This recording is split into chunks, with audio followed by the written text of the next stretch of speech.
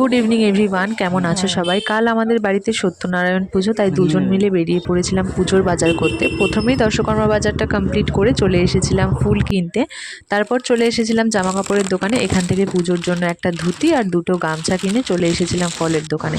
সমস্ত কিছু তো পুজোর ফর্দেই লেখা ছিল, তবুও বারবার মাকে ফোন করে কোনটা কতটা কি নিতে হবে আর কি কি নেবো জিজ্ঞাসা করে আমাদের পুজোর ফল বাজার মানে সমস্ত বাজারই মোটামুটি কমপ্লিট। এখন সমস্ত ফলগুলো এই দোকানেরই একটা ভাই ব্যাগের মধ্যে সুন্দর করে গুছিয়ে দিচ্ছিল।